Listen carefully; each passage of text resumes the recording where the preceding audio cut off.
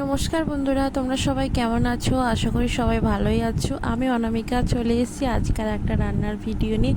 তা আজকে কি বানাবো? আজকে বানাবো ডিম ভাপা।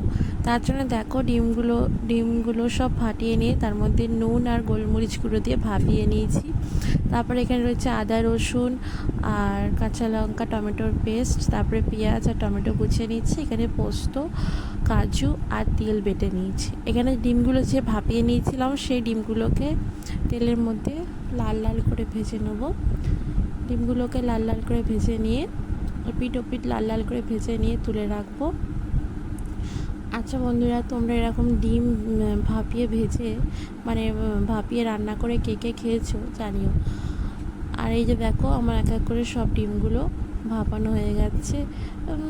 পনিরের মতন দেখতে লাগে না বেশ? যাই হোক, ডিমগুলো ভাজা হয়ে গেছে। এরপর কড়াইয়ের মধ্যে কালো জিরে ফোড়ন দিয়ে পেঁয়াজগুলোকে লাল লাল করে বেরেস্তার মতন করে ভেজে নেবো। দেখো, আর এগুলো ডিমগুলো ভাজার পর এরকম দেখতে লাগছে। তা পেঁয়াজগুলো লাল লাল করে বেরেস্তার মতন ভেজে নিয়েছি। তারপর আদা রসুন টমেটো কাঁচা লঙ্কার পেস্টটা দিয়ে দিলাম, দিয়ে ভালো করে কষিয়ে নেবো। যতক্ষণ না আদা রসুনের কাঁচা গন্ধটা চলে যাচ্ছে ততক্ষণ কষিয়ে নেবো মশলাটাকে। তা দেখো, এখানে আমার মশলা কষানো হচ্ছে।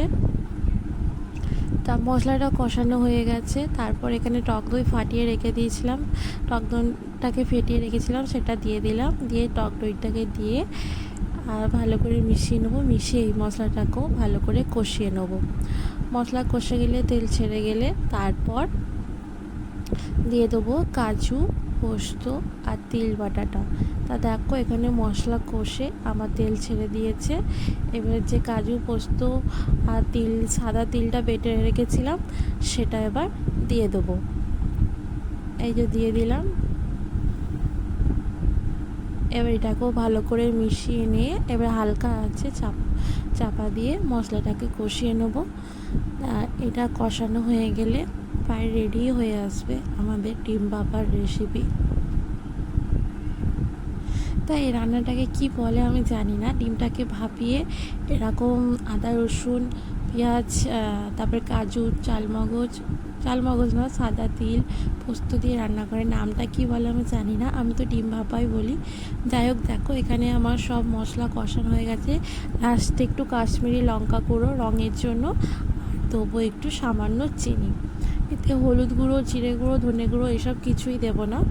জাস্ট কালারের জন্য দেবো কাশ্মীরি লঙ্কা গুঁড়ো, আর স্বাদ আনার জন্য দেবো একটু চিনি। নুনটা দিয়েছিলাম, তোমাদের দেখাতে ভুলে গেছি। তা দেখো, দেওয়ার পর কাশ্মীরি লঙ্কা গুঁড়োটা দেওয়ার পর হালকা সামান্য করে জল দেবো। দিয়ে মশলাটাকে ভালো করে কষিয়ে নেবো। নিয়ে মশলাটা কষানো হয়ে গেলে তারপর দিয়ে দেবো ঝোলের জন্য জল। আর জলটা ফুটে এলে তারপরে যে ডিমগুলো ভেজে রেখেছিলাম সেইগুলোও দিয়ে দেবো। আর এখানে 4 কোয়া আমি টমেটো রেখেছিলাম, এইগুলো জাস্ট দেখতে ভালো লাগবে আর টমেটোগুলো একটু টিপে খেতেও ভালো লাগে, তাই জন্য দিয়েছি। আর দেখো, এখানে মশলা কষানো হয়ে গেছে, ঝোলের জন্য জল দিয়ে দিলাম। দিয়ে জাস্ট ঝোলটা ফুটলেই আমি ডিমগুলো ছেড়ে দেবো। আর ডিমগুলো ছেড়ে দেওয়ার পর ফুটে একটু গাঢ় গাঢ় হয়ে এলে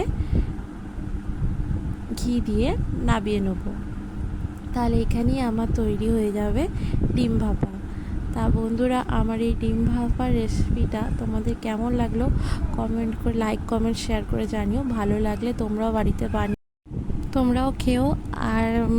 বাড়িতে বানিয়ে খেও। দেখো, রেসিপিটা বানিয়ে খেয়ে খুব সুন্দর লাগবে। আর তোমরা যদি এরকম রেসিপি বানিয়ে খেয়ে থাকো তাহলে সেটাও আমাকে জানিও। তা আর নামানোর আগে আমি এই যে কাঁচা লঙ্কা আর ঘি দিয়ে দিলাম। এখানেই আমার রেসিপি শেষ।